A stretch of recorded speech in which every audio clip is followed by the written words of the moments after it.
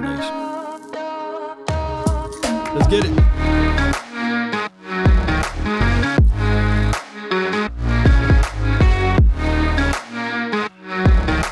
As the room fill up, be sure to hit that like button, share this content. Let a friend or a neighbor know where to go when they want to tune in to Cowboys Sports Talk and beyond.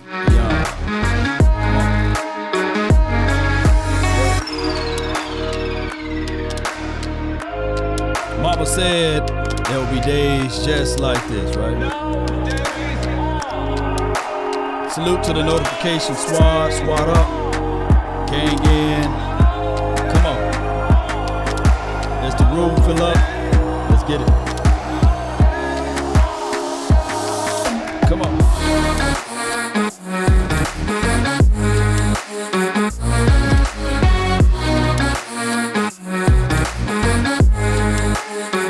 If it's your first time here, grab a seat, chill, relax. It's Friday. Come on. Let's get it. No, that mother don't miss, man. He's good. In the heat of battle, he don't miss. In the heat of controversy, he don't miss.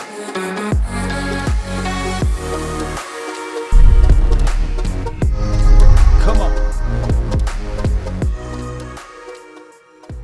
What's up, everybody? The name is Law Nation. Without hesitations nor deviations to the matter, Cowboy Nation, be sure to hit that like button once again. Let me know if the audio's straight. You know, here's the thing.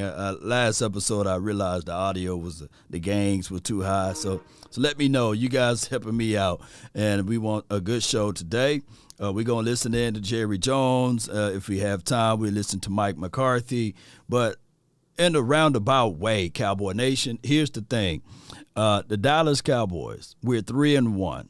A lot of people after week one didn't see this coming. Outside of Pastor Simmons, I think he called in and he said, hey, we're going to be all the way undefeated beyond the Rams and Eagles game.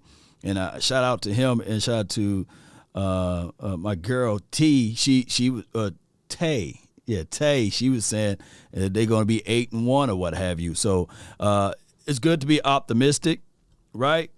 And now the Cowboys 3-1. We're facing the Super Bowl champs this weekend. I don't want anybody to water this down and say, hey, you know, this team that we're facing is not the same team. No, they got Aaron Donald, right?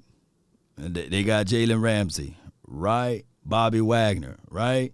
Matthew Stafford. I know a lot of people were saying last year that they would love to have Matthew Stafford in. You know, here's the thing. So the Cowboys can't allow the media to water this down. And I'm listening. I'm listening to the 4-letter to 3-letter network. I was in the barbershop today, and they was just bumping every single topic line. Cowboys. They didn't even talk about the 4-0 Eagles, by the way. It was Cowboys. Stephen A. Smith and Ryan Clark. At least Ryan Clark give the Cowboys some praises on the defensive side. But I tell people all the time, don't look for validations. Write this down. Validation is only good for parking. Right? Validation is only good for parking. So don't look for validation from other places, right? But I will tell you guys this right here. The Dallas Cowboys versus the Rams, it should be a good game, right? It should be. The Cowboys in certain categories allowing less than 20 points a game is nice. And that's what we got to do against this Rams team.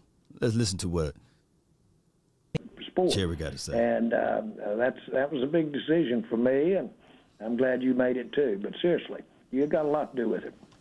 Now, you've made it clear, and I think we all understand, there is certainly no quarterback controversy or anything of the like. What I was curious about, though, is there anything that Cooper Rush does that you think might be better than what Dak does, or you would like to see Dak integrate into his game when he comes back? Well, I think that I would look at the overall thing, and I think Cooper's perception and how we use him speaks to a more dependence on the running game. I think when you got a player like Dak, boy, you can step on out there and do some inordinate things that you hope you can, and you can. But Romo had that same thing. And so this gets you back down into really depending on the scheme, depending on kind of everybody doing their job, but having to do it a little better. And I can't emphasize that enough. Jerry,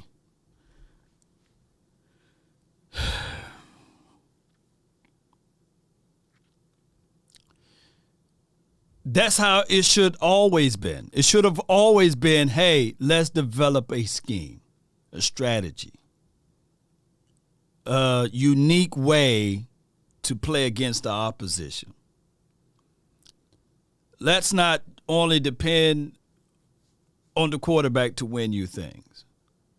Let's go in to a game, draw out a game plan, find the strengths of your team, right? Minimize your weakness, and take out the strength of the opposing teams. And 9 times out of 10, if he just said it, because it's going to go over a lot of people's head, run-dependent team. But it's a collective situation, baby. We are finally, hear me out, we are finally playing football. We are. And I get it. The people that's going to talk about controversy, they're going to go back and forth about this and that. But dog it, just open up your eyes and see that this team literally is not just saying, Cooper Rush, throw me 40 balls. Cooper Rush, throw me 50 balls. Cooper Rush. No. Balance is the key. Time of possession is another key. Strategy is a key. Some people will never get it. If you look at life or look at your body or look at any other thing, it's really built on a premise that if something's short, something else will go long and make up for it. And that's the way bodies work. And so I think that's what you're seeing, and I think that's what you're seeing with him at quarterback. Everybody else just stepping up and playing at a higher level. Now, does that mean they're not going to play at this high or higher with Dak? Well, that's when you hear us talk about what a leader Dak is. And he does inspire men to go beyond what they thought they could go. And that's a part of his plus. Jerry, I'm wondering, how much do you talk to Dak Prescott? And then has that changed over the years with talking to the team or / talking to the quarterback in your tenure of 30-plus years of being the owner general manager? I really can't answer that. I really can't. I just can't answer it because I don't have a feel for it. I communicate when the situation calls for it, and it's not a structured thing. It's not a planned thing that I'm going to have this many meetings. I'm going to be sure and touch base with this player 3 times during a period of time. That's not the way it works. The human beings that we are have enough impromptu situations that with me where I am, at the decision maker on the team, personnel, as well as from the standpoint of being able to do some things when somebody's got a need. And I'm not just talking about a player, but we all have needs, our family, we all have things that come up. Yeah. And if you're human, and I've had more help than anybody, a helping hand or an interested, a sensitive hand can make a difference. That's the way I communicate. Jerry, with this team playing so well with Cooper so far, what do you think the thing is that you've learned about this team that maybe you didn't know before this season started? Well, I couldn't have known what I believe to be right before our eyes such a chemistry and such a everybody pitching in and having a, if you will, a major challenge right off the bat. All right, so I said this before, is that when you have opposing forces pulling on you, you want to be like that knot on a rope. The knot get tighter and tighter when the opposing forces are pulling on that said knot. And either the coaching staff should get these boys ready and available to do such, or it will be crumbles, right? Breakage when you have the big I's and the little U's. But when it's something about a team of guys that understand and know that, hey, when it's time, when it's crunch time like this, the margins of error, it's smaller. We can't allow a team to go score back-to-back in a shootout situation. And on the offensive side, it's complementary football, baby.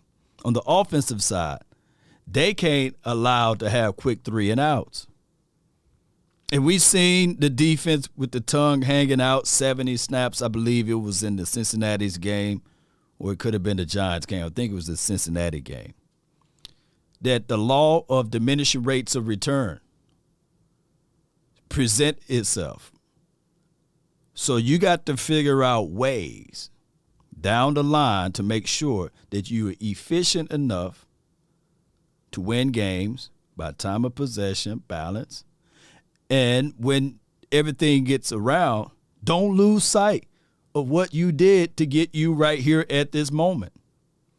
A lot of times people will start celebrating before they cross the finish line.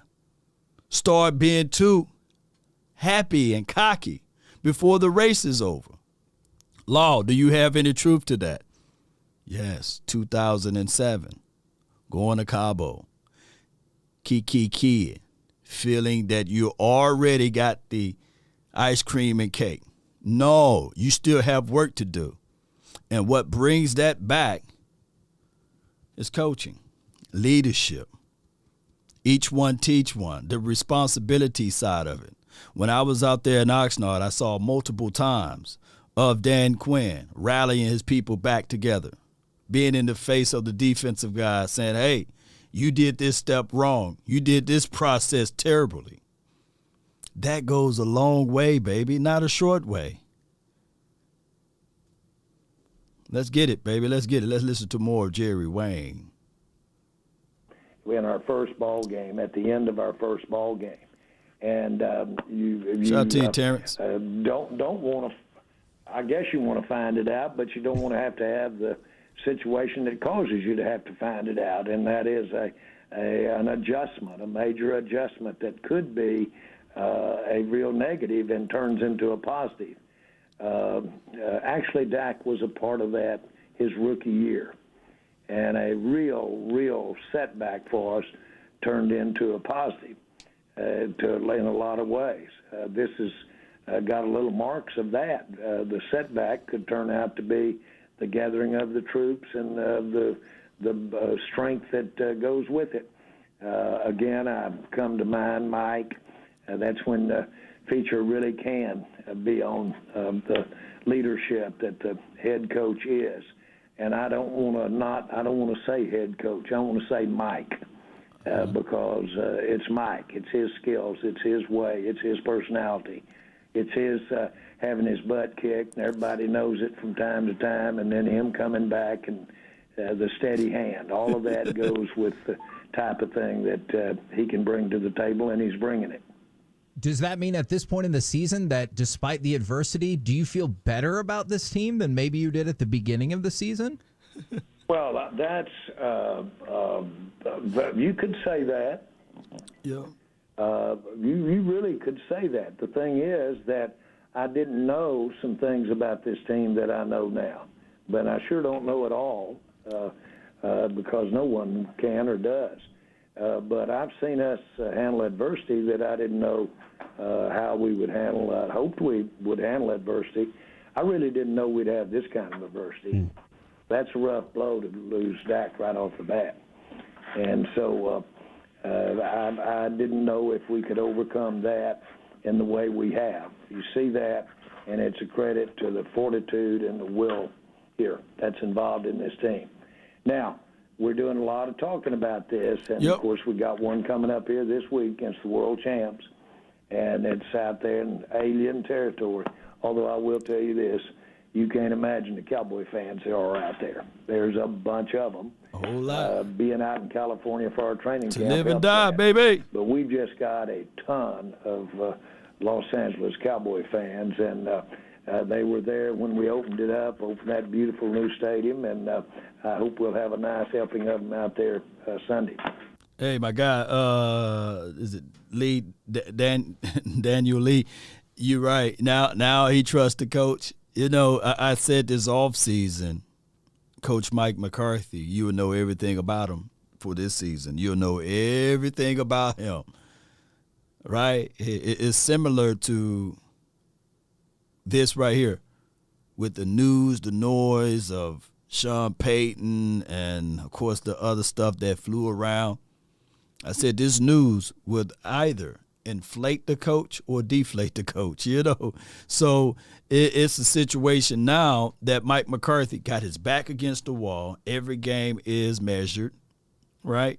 And if he's fool around, if this was the inverse, let's say, for example, the Cowboys 1-3, or they 0-4 at this point, there's no way. There's no way he would finish the season, right? So this man literally is a game-to-game coach. He was. And there's no other way you can say it, you know. That's just what it is. The head coach is looking and hearing from what the owner said this offseason is equivalent to, hey, I got options. It's like you laying with your lady and say, hey, I have options over here. I could have had Beyonce. I'm with you now, but I could have had if I wanted to. Or Trina, you know. Megan, yeah, I got options, maybe. Let me know how much let me know how they'll go with you guys if you tell your lady, hey, I got options, or I have options, you know. Are you surprised at all then, since this game almost feels at times like a neutral site game, even though it is in SoFi? Y'all have a better record than the Rams. Are you surprised? Because Coach McCarthy was surprised yesterday that y'all are 5.5-point underdogs. Do you think that the Cowboys are getting the respect they deserve?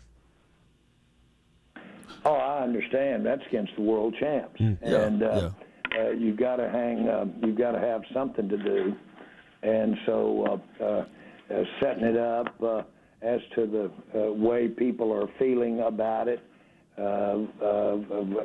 which would be underdog or the favorite, those kind of things.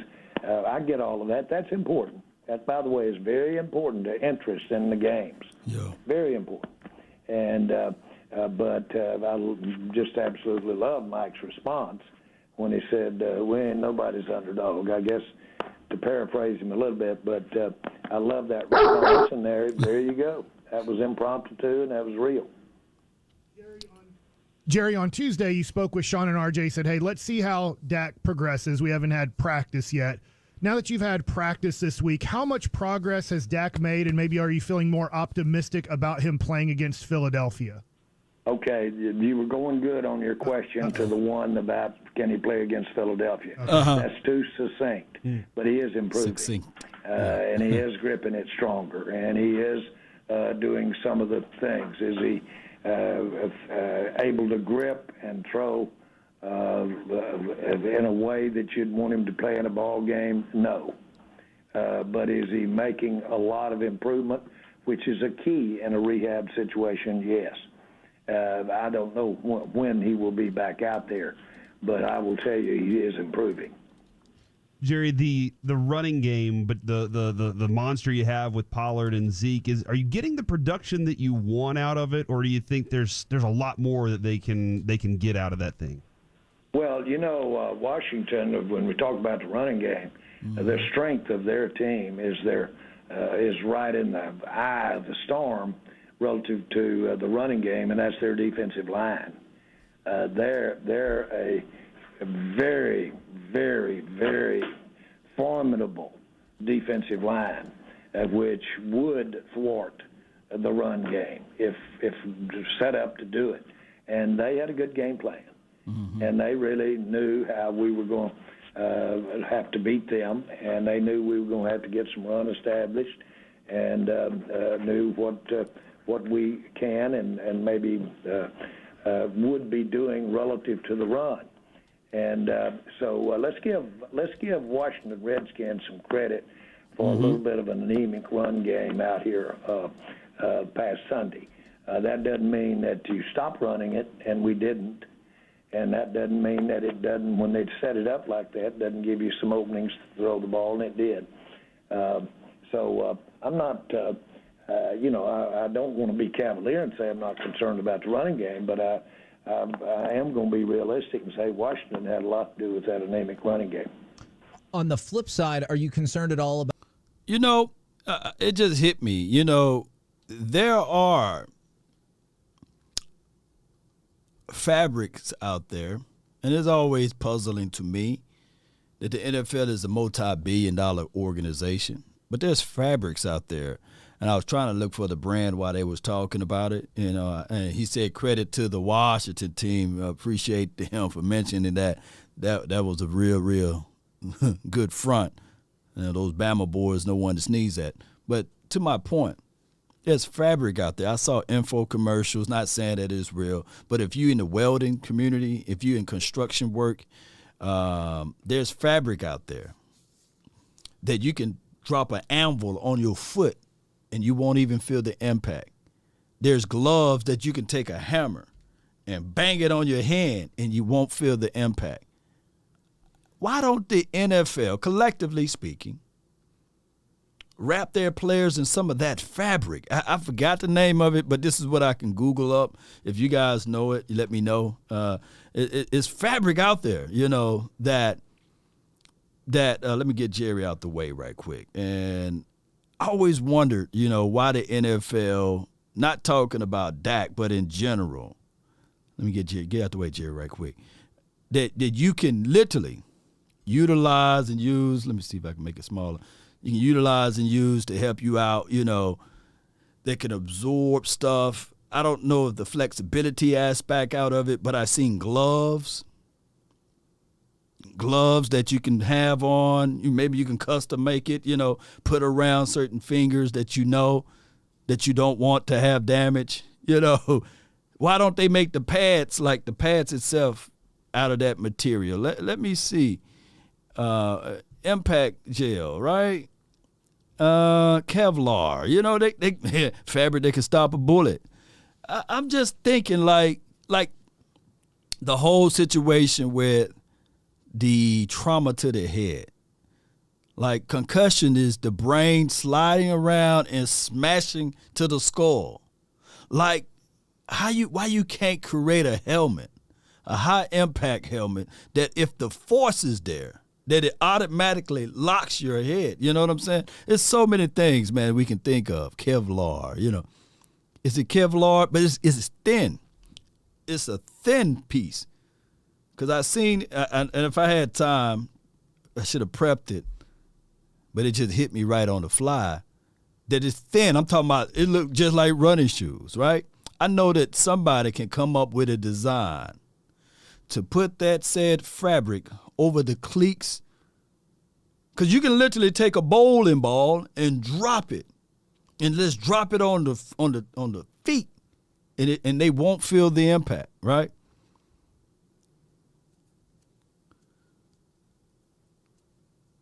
Yeah, let me see. Like a golf ball glove. I don't know that, Take the pads away. Yeah, take the pads away. Yeah, then people would think twice on how to hit. And then when you look back at, the Tua hit, I believe the shoulder pads and the snap and the force braced him, kept him upright, right? but his head and neck got to go somewhere, and it banged the turf and gave him that concussion, and that's the brain sliding around in the skull.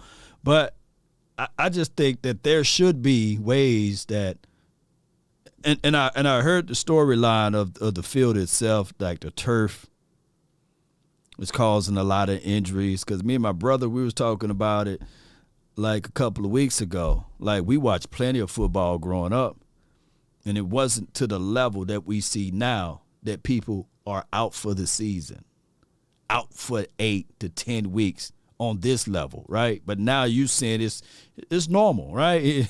Every other week, hey, this player tore, ripped up his ACL, MCL, gone, you know, PCL ripped off, meat falling from the bone, tricep gone, you know. We didn't see these type of things back in the days, or it wasn't reported. Shock absorbing materials. Y'all found that, y'all hit your boy up on Twitter or something with that information. Y'all hit me up, man, because I know y'all know it, especially those who's in the welding community or construction workers, etc. About the ability to stop the run, because this defense has been phenomenal, and if there is one ding in it thus far, it has been some trouble stopping the run. Well, because most teams know the value of establishing the run, then being sensitive about being able to stop the run, concerned, if you will, whatever, is natural. And I don't talk to anybody that's not concerned about stopping the running game or interested in establishing the running game. That's across the board. Getting it done, that's a different deal. And the answer is, I think we will, as we move along, have times when we have to adjust, but I think we're capable of still providing the pressure that we want to provide, if you will, having the kind of defense that can fly to the ball and get hopefully more takeaways, and at the same time be steady in the middle in the run. Now, outside, the run game outside has been a little more of our Achilles heel, off tackle, it would seem. And so, but I think we're capable of adjusting and having success there. And, you know, obviously the Rams struggle to run the ball this year. They throw the ball to Cooper Kupp a whole bunch. How excited, nervous, I don't know the right word is, to see Cooper Kupp versus, let's say, Trayvon Diggs all day Sunday?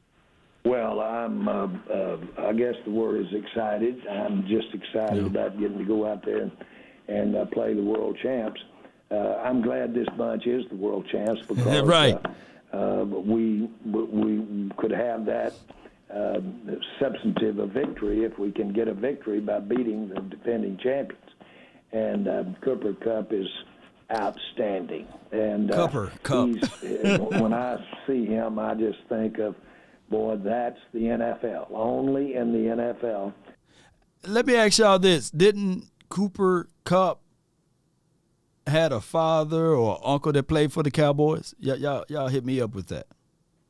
And there he comes in, and he's just got a combination of skill and smarts and the kinds of things that you think about a receiver being able to accomplish, work ethic, and it is rightfully so has gotten the accolades and the success that he's had. He's a heck of a player.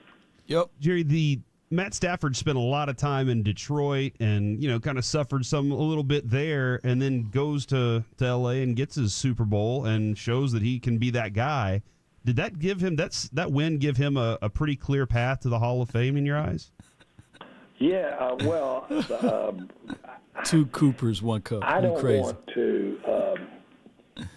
I think he has the exceptional ability, and probably will have the resume to have really been as accomplished or as good as he's been over his career, and then to have that Hall of Fame.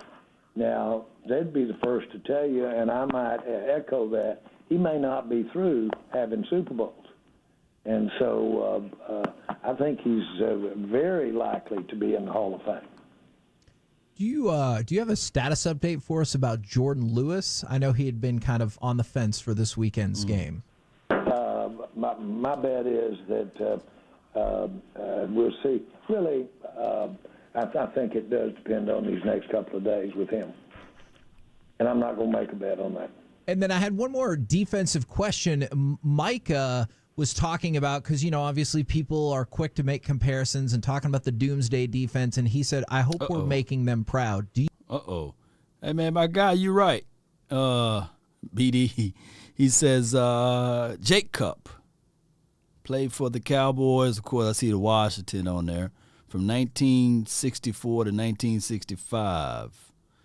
Okay. All right. Yeah, okay. Well, we need to start, like, when these players come out of the draft and if they got some relations, man, if they got some previous father played for the league, we need to start looking into that, We need to start like, hey, man, this dude, dad used to play for the Cowboys or for the NFL. We need to start picking up on some of those things because Cooper Kupp was drafted in what round? I would love to see him out here, man, running some routes for us. We need to start doing that. Asante Samuel. We need to really talk to, like, we're doing good in the draft department, but we probably can do a little bit better if we start picking up some of those guys that already played in the league as well. Let's listen to more what they had to say. Appreciate you, my guy, for that information. You think Micah in this defense would make those old doomsday defenses proud? Yes, I do. Yeah. And I have gotten to know personally the people that played on it over the years. And there's no doubt in mind the qualities that Micah has on and off the field and his penchant for wanting to maximize, wanting to just be the best. I think he's got all the makeup that those guys would acknowledge and smile about. And Jerry, you're speaking of Micah there. He has the suite out at the Rangers game. Him and a couple players like Gallup and Dak show up for the game where Aaron Judge hit the record-breaking home run. And I know that ball, Mike and Kevin were talking about. It was about a $2.5 million ball, is what that record-breaking ball was. And I kept saying, I wanted to prove I'm the greatest fan of all time. If I caught it, I don't care about the money. I'm throwing it back. All right, I don't want that ball. I want to show I'm a great fan. Would Jerry Jones have thrown it back, or are you keeping that sucker? Keeping that one. Huh? Jerry going to keep it, man. I think I'd like him to have it. Come on, no, Jerry. The player at the end of the day. Now, if I didn't have any money. See, I knew. Yeah. So it's all relative. All relative. Let's be real a little bit here. Yeah. We tell Corey to get real all the time, for sure. Yeah. We try our best, Jerry. Yeah, Jerry. Your personality, your charitability, that will change on you when you're broke. Jerry, I was wondering, you saying you're a baseball fan last week, and obviously you grew up next to where SoFi Stadium is. Hold on. Are you a God dog? How big Aaron Judge is? Look, how big is that boy? God dog. Somebody put his height and measurables down and what position he would play in the National Football League, because he just towering over Michael Parsons, and Michael Parsons is no one to sneeze at. God dog, that boy, like, he can look. Aaron Judge, you want to play for the Cowboys? Shout out to John Machota, appreciate him, and so that you guys can see this on your own personal phone. You hit right here, bam, bam, boom. All right, BLA, shout out to you, Ellis. Yeah, we need him. He's about, this is from Dre Matic, he says he's about 6'5" or 6'6". C. Nick says he's 6'7". God, dog. He would be a tight end. Okay. Hey, man, we got a spot open out of this play. Oh, man, how big was his contract? Man, that's a big dude, man. God, dog. He'd probably be a good size for a tight end. What's his 40? I know they got his 40 time out there. That's a big boy. The Players Lounge. Let's go. Let's listen to more of Jerry Wayne Jones. He might can run some routes, Dodgers fan, or were you? What team did you root for when you were a baseball fan? Well, first 6'7"? baseball was my love, and playing it was, I still love it. And I got to travel, played American Legion, played all the way up through, and so I love baseball, and just followed meticulously all the players that played it, and right. I was in college when Maris and Mantle were playing together, and Maris broke the record. So, but I'm a great baseball fan. But it obviously went football Dodgers, for me. Dodgers, I know you're a Dodger fan, but man. it wasn't because that's where my heart Padres. was, or that's where I enjoyed playing. And I followed all the teams, followed all the players. I was really a player baseball fan more than a team baseball fan. But my part of the world, in Arkansas, you couldn't go down a street in a subdivision, or you couldn't go down the street in just a street, and people would be sitting on the porch, and they'd be sitting there in a chair and gathered around listening to the radio and listening to the St. Louis Cardinals. Oh, wow. Okay. It was. So he a Cardinals fan. All right, Cowboy Nation, I really appreciate each and every last one of you all for tuning in. Shout out to 105.3 The Fan. To listen to that full interview, please go visit 105.3 The Fan and check out that interview. It is at timestamp 10 o'clock, 10:15ish. You can start it around there, Cowboy Nation. And we got a long way to go until Sunday, right? We got this day, and then we got tomorrow, and then we have the big day, right? The Sunday throwdown, the Dallas Cowboys versus the LA Rams. And normally we would do a call-in deal. How about this? How long I've been live? Let's see how long I've been live. Because what I want to do is a little later on tonight is have the live interaction show tonight. But I need to see how long I've been live right now. Because I got to bounce. Y'all bear with me. Hail Mary. Appreciate everybody for tuning in. 35 minutes. I've been live for 35 minutes. Okay. Let's make this an hour. Okay? Let's make it an hour. Somebody let me know when an hour hit, and we get things going the best way possible. But I want to know what's on your heart. Call my phone, hit my line. Only ones who down for line. Keep it super thorough my way on this side. Keep it super thorough my way on this side. Call my phone. There are 2 participants in the conference. All participants are muted. Please announce yourself. Keep it super thorough my way on this side. Come on.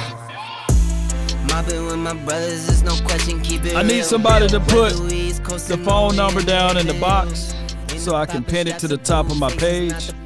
Really appreciate each and every last one of you all for tuning in. As the room fill up on the call lines, the phone line is 657-390-7391. There we go.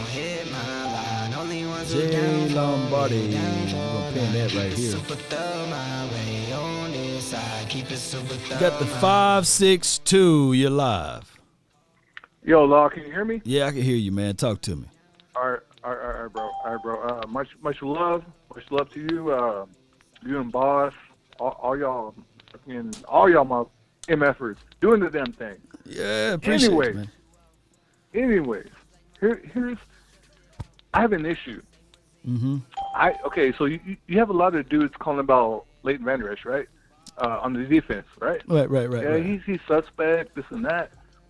My issue is Dalton Schultz. He's the Leighton Vander Esch of the offense. Okay. That dude, he's slow. Yeah. He catches the ball and he runs like a damn Flintstone character or Bugs Bunny, running in one spot. He can have 10 yards open, but he gets 5 yards because he's so damn slow, dude. Mm-hmm. Then what he does, and this is pissing me off, man. I'm sorry, Law. No, you good. You good. I'm done with them. I want to see Hendershot and Ferguson. I know Ferguson's hurt, but anyways. So this is what this dude does. He catches the ball, he runs a few steps like his little tippy toes, and then he lets a dude get around his ankles. Right. And then he just stands straight up. He's standing straight. He doesn't know how to get under the defender. He doesn't know how to take contact. He doesn't know how to hold the ball. Like every time Dalton Schultz catches the ball, especially over the middle, I'm worried about him fumbling because he's weak, man. He is weak, bro. Hendershot, everything I've seen from him in the offseason and the first couple of games, that dude is trying to get his money. He's already he catches the ball, turns and runs. Literally, he just. He doesn't. There's no. Him and hesitation. Jake Ferguson, both of those guys. Jake embraces the blocking responsibilities. Dalton Schultz, I think that now he's gonna play like, hey, I don't want to get hurt, and on top of that, I'm gonna play. I'm gonna try to get back out there on the field to solidify my my contract. So those are two things. So Dalton, it's not that he's bad. I'm not saying that. He has good hands. But he's only, in my opinion, this is my opinion, and you can correct me if I'm wrong, whatever. I feel like in this offense, I only feel safe with him, within the goal line. And that's because if he catches the ball, the play's over. I don't trust him catching the ball, turning and running, because that dude, his little arms too, his baby arms. I'm not trying to knock him, but watch him, dude. Watch. Now that I say that, you're gonna see him, and you're gonna go, oh. This dude's got some alarms. Hendershot, Ferguson, those guys look like some young roughnecks. Yeah. These dudes want the ball. Dalton looks. I'm not trying to. He'd probably beat me up. I don't give a damn. But on the NFL field, he's weak. Yeah. I'm sorry. He is tippy-toeing. He stands up every time he catches the ball, he stands up and turns and looks, and he lets the dude get around his ankles, and it's like, oh yeah, I'm gonna reach out for this 1 yard, and then no, dude, no, you need to get under that tackle. You can't let someone just come and hit you like that. Yeah, but this weekend, watch, Dalton Schultz is gonna have 2 touchdowns just for you. That's how it goes. I don't care if he does, as long as it's in the end zone, but I don't want him catching the ball in between the 20s, dude. Yeah, I feel dude, you, let Hendershot catch those. Let him go up the field. You know what was awesome about Jarwin? It's not that he was really, really good hands or anything. Jarwin had a really long stride. So every time he would catch the ball, he would turn and run, and it was 3 steps, first down. It's damn, this dude's stepping like one of his steps is 3 yards. Yeah. Dalton Schultz. He's like a Flintstone. I'm telling you, bro. A loony, he's boop, boop, boop, boop, he's running in place with his little fucking tippy toes, dude. I feel you, man. You got a score prediction for this weekend? Hell yeah! Hey. First of all, in here, LA, look. Any Rams fans listening, get the hell out the chat, brother. This is how it's going down. Cowboys are taking over the parking lot. First of all, so you're not even getting into the damn parking lot. Then we're taking over the stadium. Damn it. It's about them Cowboys. 28-20. 28-20. My dog, man, I appreciate you so much, man. Cowboys? How about them? You know, Dalton Schultz is in a pickle right now. He's not a guy that's going to get a lot of separation. He's a sure hands catcher. He is a guy, last season, passer rated when targeted was 122. But he have a PCL tear. And if you had questions about his speed, it's going to be less explosive when you have a PCL tear. Now, as far as the Cowboys and how they utilize the system with Dalton Schultz, I think that you get a better blocker out of Jake Ferguson right now. I think that you get better a vertical threat with Peyton Hendershot. But the Cowboys are going to give the opportunity to Schultz to prove his grain of salt. So this will be a Schultz show. And I'm not going to bury the man for last game because that was his first game back coming from that PCL tear. So we will figure out and see what he's going to do this time around. All right, I got my guy from the 909. What's on your mind? Wi-Fi monster got you, fam. Hello? Hello. Yeah, see if you can get to a nice location, man, so I can hear you. Oh, man. Hey, you got to call back, fam. I got my dog, man, from the 815. Brandon, you live. What's up, Long? Talk to me. I'm calling in now because I would like to do the live jump, but I'm a CNA house manager, so I just got on them the other day about being on the phone, so that ain't gonna work. No. But I like what the first caller said about Dalton Schultz. Like, I think Dalton Schultz is a good player, but to me, I don't want to pay him that kind of money when he got good hands, but once he catch the ball, the play gonna be over. He's not dynamic at all. So again, I look, we stick to the game plan, guys. Run the ball. We do need to take some shots downfield because I think that's susceptible to, some shots downfield. Jalen Rams is a, Hall of Fame type player, but he hasn't been playing good as of late. Again, my score is 28-14. Cooper Rush gonna have him 3 touchdowns. Hopefully we use Cavante Turpin in this game. Look, I know you got a line of callers, so I just wanted to make sure you hear my voice today. Yo. How about them Cowboys? Love the show. I'm always watching. I always listen. Appreciate you, man. And let's get it. That's my guy, Brandon, man. He's the manager over there, so y'all better be careful. Get off your phones now. Yes, and stay off of them phones. I got Trey over here from the 901 representing. You live.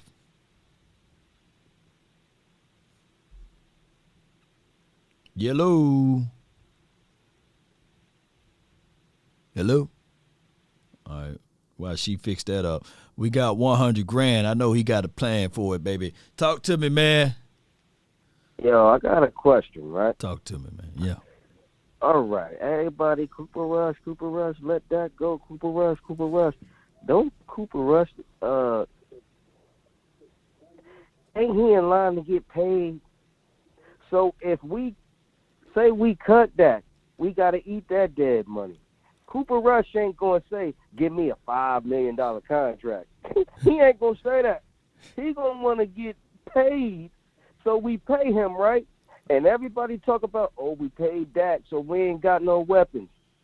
What you think Cooper Rush going to look like when we pay Cooper Rush and we can't pay CD, we can't pay these guys? And come on, you see, the Cowboy fans don't think like that.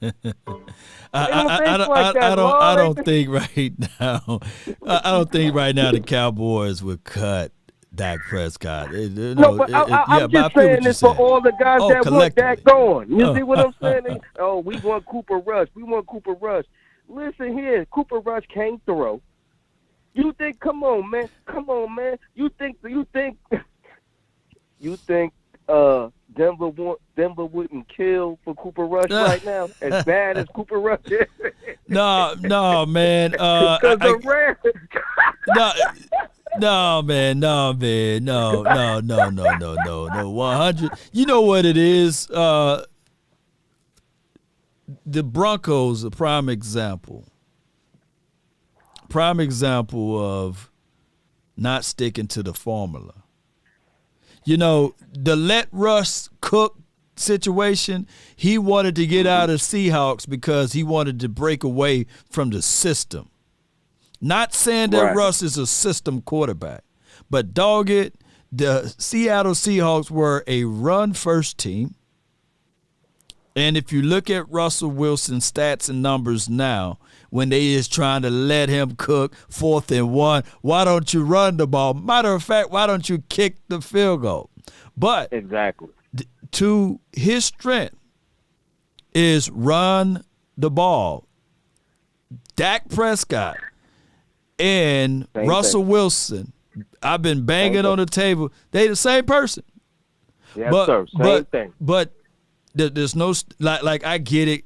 Colin Cowherd is going to lean on the what's it called, Kirk Cousins situation, right? with his stats and everything. But if you compare Dak Prescott's stats from 2018 to now, it's equivalent to even Aaron Rodgers. And I already had the homework, guys, so don't shank me with the butter knife. But what I'm trying to tell people is that if you are in a certain system, it makes your quarterback look even better. And there's not a person that's watching this stream right now that would not have been banging on the table if you can get Russell Wilson for cheap. Well, not for that money, though. But, if you can get Russell Wilson, I bet you a lot of people would say, yeah, man, they would take Russell over Dak. But it was the system. They don't understand that. And that's Run the for ball. every quarterback. It's the system. You telling me Dak Prescott would have the same record if he was in the same system that Cooper Rush is in? He would have matter of fact, he would have the same record, but the scores would be different because Dak is more accurate. We'll be winning by more points. I'm telling you that right now. And everybody talking about, if Dak comes back and he loses a game, that means his career is over. You a fool? Right. You a fool. You dumb. Yeah. Take Cooper Rush out of this system and put him on another team, he going to be out the league. You got to. Jerry Jones just said it earlier. He said, hey, we've been more run dependent. I like what Cooper Rush is doing. Just like my guy Fred Jeff, shout out to you for the $20 super chat.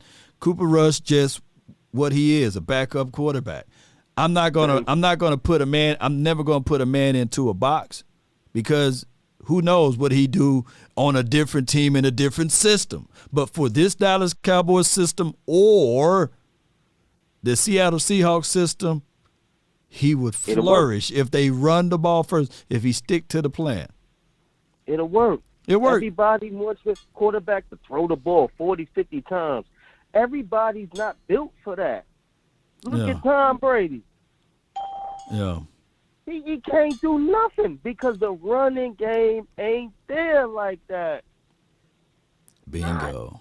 It's not. Like, you have to have the running game to help you out. I don't care what type of quarterback you is. I don't care who at wide receiver. Let me see. Let me pull up. That's just fact, man. Russell Wilson's. This is what he's doing this season. Terrible, right? Terrible. Come on, man. But let me pull up his last year. Smith playing better than you. Geno Smith.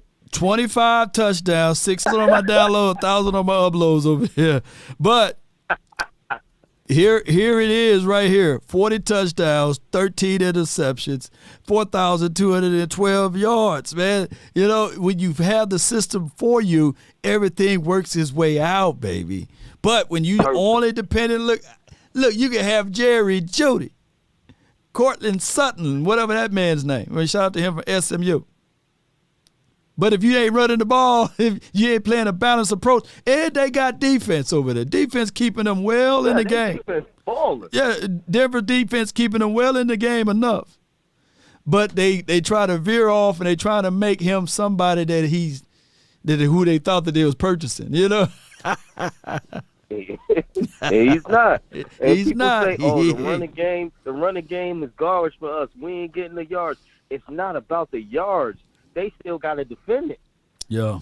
As soon as they go, okay, if you sit there and say the running game ain't all that, okay, you watch these defenses. They not dropping 7 back in the coverage. Definitely not, man. They still respecting that running game. If our running game was trash, you would see these defenses dropping 7 back in the coverage. Now, if I see that and we ain't getting no yards, then I can sit here and say, man, Zeke is washed. Tony is washed. That's not the case, people. Stop looking at stats and saying, the running game is trash, Zeke is declined and all of that. It don't work like that. If the defense don't respect you, then you are trash. But if the defense respects you, you are far from trash. Shout out to Bubba Dub. I don't want him coming after me. You are far from trash. Man, it is what it is, man. People are only gonna be who they are, and that's just how it is, man. All right. What else you got for the show, man? Before I let you roll, man. Man, that's it, man. That's it, man. Cowboys Nation all day. Don't be surprised, man, if we shock the world, man. That's what we supposed to do, man. But that don't mean that can't. This is a great situation. I see Eagles situation, man. Let Dak heal. He got the fresh legs for the second half of the season. Don't let the Cowboys fool you, man. Don't we let still them got a fool whole you, man. second half of the season, and we can hit you with a whole different offense. No doubt, no doubt. Let me get these bots up out of here, man, and I appreciate you, fam. Thank you for calling in, Chief. All right, bro. Yeah. It's a good call from one guy 100. Let me get these bots up out of here. I thought I could just delete them, but they coming in full strength. And people, if you follow me on YouTube as well, there is a situation where it's the bots now trying to sell y'all things. They're doing an impersonation of me. And they saying, hey man, I can tell you keys to success and just click this link. Don't fall into the trap, y'all. Don't fall into the trap. And let me go right here. Just bear with me while I set this up. I got to kick these bots up out of there. But what you're looking at to the far right screen is a comparisons and analysis of games, right? Like we do homework over here. So I don't want people to think that I'm just talking out of my you-know-what. But here we go. And I saved it right here. This is since 2018. Dak Prescott and Russell Wilson. Same person, 282 yards per game. He's a little bit more. Dak is a little bit more. Attempts, rushing, he's a little bit less. But touchdown to interception ratio mirroring, 1.8 for Dak and 0.6 for interception. And Russ, I did this before. I showed you guys this homework before. 67 completion percentage, 65. But just in case, we'll do it this way then. Let's do it this way. We'll go to comparison, player comparisons. Just so I can bust y'all across the head with this whole thing with Aaron Rodgers. I'm going to go, he's the greatest quarterback, right, to compare to, right? We're going to do Dak Prescott. Dak Prescott. We're going to go from 2018 to now, right? And watch, I'm going to go Aaron Rodgers, A-Rod. And we're going to go, come on, Aaron Rodgers, come on. We're going to go Aaron Rodgers. Wait a minute, Aaron Rodgers. Because some people don't understand. We're going to go 2018, because that's when he started passing the ball, slinging it all over the field. And both of those guys don't have a Super Bowl since then. You know what I'm saying? So, and Dak don't have a Super Bowl, period. But you guys get what I'm saying, right? Until now. And we're going to get results. 67, look. Attempts. Well, Aaron had a whole bunch more attempts. 67 completion percentage, 66 for Aaron Rodgers. 99.5, 105 for Aaron Rodgers. How many touchdowns? 98 touchdowns for Dak, 34 interceptions, 142, 78. I got additional 10 games, but this is what you want to look at. Per game basis, the exact same numbers. Oh, wow. 282 for Dak, 261 for Aaron Rodgers. So the ratio is still the same. And then don't let me pull up the rushing touchdowns, baby. What is this? Rushing touchdown, 13 for Dak, 9 for Aaron. So it's the same thing. Who else y'all want me to pull up? Come on. Let's stop talking about the quarterback got to throw the ball. It's run the ball. Run the ball, it'll open up so much for said quarterback. DT says 1 and 2, 3 touchdowns in the playoff. And what was Russell Wilson's, here's another thing. That I got to tell you guys. Justin Herbert, one of the greatest quarterbacks to ever live in these last 2 years. Against winning teams, he's 1 and 6. But let that be a Cowboys player, against a winning team, they will have that stat line all over everybody's platform. But and he'd never even been to the playoffs. But somehow y'all will praise Justin Herbert and dismiss your own. You'll eat your own and don't even praise your own, and when you'll praise the others. That's crazy. That's crazy. Come on, man. Trey, you live from the 901. Yes. Finally. What's good? I hit you up earlier. Hey, I know. I had those stupid ear pods in my ear, so it was acting weird. That's what it was. Okay. So I'm just like the other callers that calling in, and people are not realizing, like I said, these are not real fans to me. Because just like the caller who just hung up, that dude there, I liked him. Because you're not looking at the game, obviously. Everybody thinks, just like you say, everybody thinks you got to get out there and just start just throwing the ball. You want Cooper Rush and Dak to be out there doing somersaults while they trying to throw a ball like Patrick Mahomes be doing and all that old silly stuff. That stuff going to run out after a while. None of these teams this year are the same. Right. Look at Pittsburgh. Right. Who would have thought Pittsburgh would have a record that they got at the beginning like this? Yeah, no one. The Cowboys have finally figured it out. Kellen Moore has come up with a play calling that actually fits our team. As far as CeeDee Lamb catching his catches, Noah Brown, now they done put Gallup back in. And not only that, we ain't worried about no stats. Everybody worried about their fantasy and all this old crap. That's what it is. Cowboys trying to win. So if it takes Zeke to do 5 carries a game versus Pollard doing 8 or 9 a game, it doesn't matter.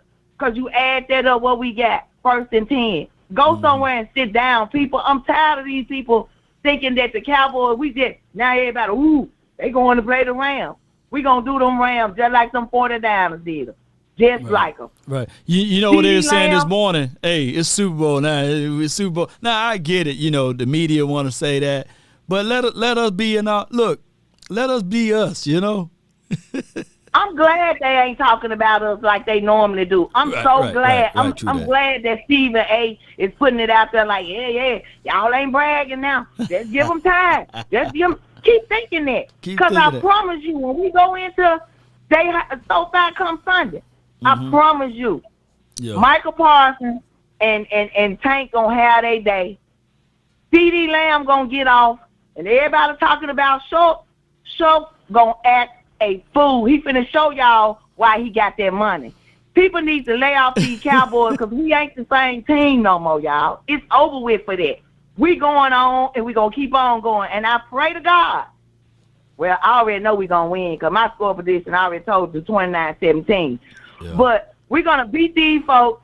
They're going to go on and that's going to be all right, but they're going to go on and let Cooper Rush fight them Eagles. Watch what I tell you. Bring Dak back after the bye so we can start with Aaron Rodgers and we can show y'all the comparison when Dak going to take us on up there to the top up there because that's where we going. Y'all don't see it, but I do. We going to get there. Yes. Hey,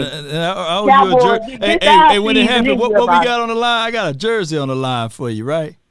Yes, sir. Yes, sir. Okay, Watch what I tell y'all. We are not going to lose before we get to that bye, y'all. I'm telling you, with Cooper or if we have that, it does not matter. Either way it go, we going to win because they got the system down now. Dak know to come back and play just like y'all got to get it twisted. Stop getting it twisted. Did y'all see the game when we played the Bucs last year, the first time back after his injury? You remember? Yep. Look how Dak played. Dak played like he was Tom Brady. That boy was slinging that ball, and y'all mark my words. Dak gonna sling that ball till it ain't no joke. He gonna hit every target. He get it now. They get it now. It's a new team, y'all. Y'all better come on. Don't ride that bandwagon right now, baby. You better stay on there because we ain't going nowhere. We gonna keep on rolling until we get up there to that Lombardi. Y'all will see it. You want to say, dang, Trey said that. Trey. I'm going to start calling you Killer Trey around this mug. But I appreciate you. Me and Queen B, we on there. We going to be up there waiting on y'all to come on up there with us. Look, we waiting to catch up with you. I appreciate you. Let me hear you say it before I let you roll. How about them Cowboys, baby. 29-17, Cowboys win Sunday, y'all. Love all y'all. Let's go, Cowboy Nation. Let's go with it, man. She a woman king around this mug. All right, man. I got the 206. You in the mix. Cowboys, baby. 29-17. Hello. Yes, indeed. Turn me down in the background and let's get down. Let's go. All right. What's up, Law? Nothing to it, Chief. Talk to me, man. All right. This is Big Bruce, man. I was calling. I had 3 things. I've been watching your show. I love it. I enjoy it from the last couple of years. You've been doing really well, Law, and I appreciate you taking this call. Appreciate it. 2 things real quick, maybe 3. 1, I'm going to change the vibe. Everybody is on our running game, and everybody's on us real bad. Did anybody out there in Cowboy Nation think that Jerry Jones had Cooper Rush throw the preseason? I mean, because in the preseason, Law, he couldn't throw it 5 yards. And then all of a sudden now he gets in the game and we cut the guy, bring him back. We wanted him. We knew we were going to cut him just to save some money. Right. And then all of a sudden we bring the guy back, and now all of a sudden he looks like he's a, NFL starting quarterback. In the preseason, Law, I was thinking we need to keep the other cat other than Rush. Will Greer. But as you and the rest of the Cowboy Nation said, that we need to keep Rush. Well, here's the thing.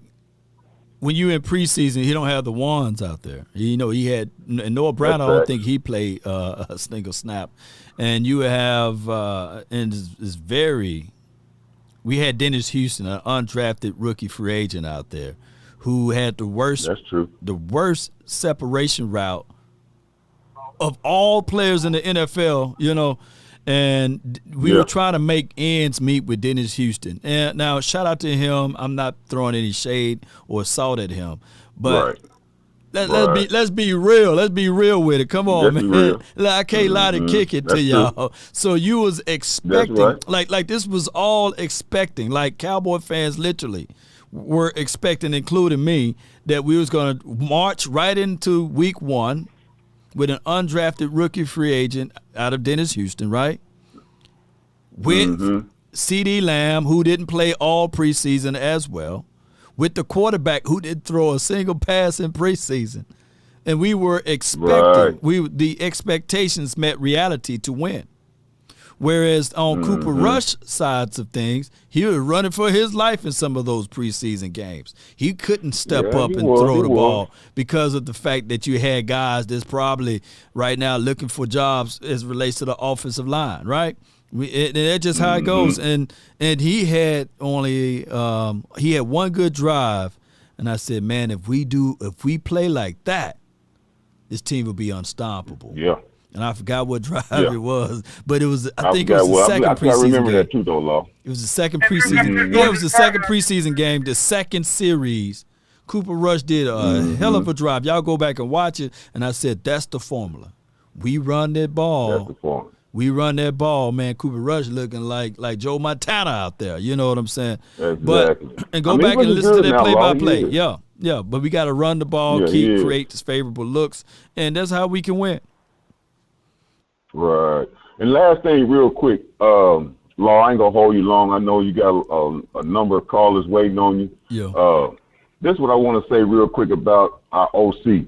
I really do like him. I'm a football coach by nature. Right. I've coached at every level except the professional leagues. I haven't been professional before in my life. However, I think we can be a little bit more creative by doing something very simple. I don't like that when we line up on short yardage, everything got to be tight. He go to elephant personnel or he goes that big package. I think, especially with Zeke, and as well as my other back, I think if we ever go to a 3 wide receiver, 1 tight end, the quarterback up under center, and let us run out of that formation sometimes, I think we're going to be better holes for our running back, and they're going to hit the home runs more. Because it seemed like to me, we ain't did as much this year as we did in the past with that Jason Garrett wide receiver come in motion, and then he loads in as he's the fullback, loading in on the outside backer. I just don't think that's really what our, what they call our calling card is. Let us spread the team out and then run it. And that's all I really had to say today, Law, and I really appreciate you. I want you to comment, and I'll get off the phone while you comment on that. No doubt. So basically, he's saying go back to 11 personnel with the one tight end. Who will be that one tight end? Will be Dalton Schultz, right? My thing is, good call from Coach right there. The Dallas Cowboys. We got the attempts, but the designs of the attempts is just still not there. And we'll be a fool to think, too, that Kellen Moore is still the same since week 1 or from year 1, right? He's still developing, going through growing pains. So as this year progresses, hopefully he can find some plays that's his bread and butter on the run that we can stick to and present itself. I mean, if you do something over and over again, you should get good at it. And hopefully the Cowboys can find a unique run play that they got for down and out distance that worked for them. That's all I can say on that, Coach. But I appreciate you. The 909, you're live.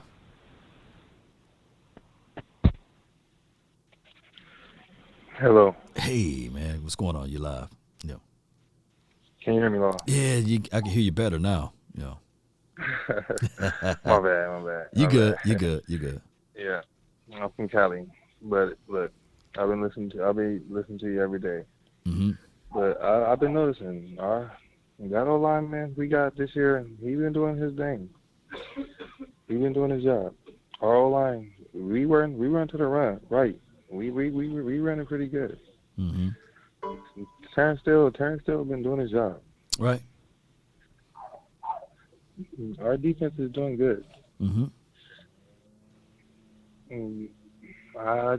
We just, like you said, I'm just glad that we actually learning in the beginning this time.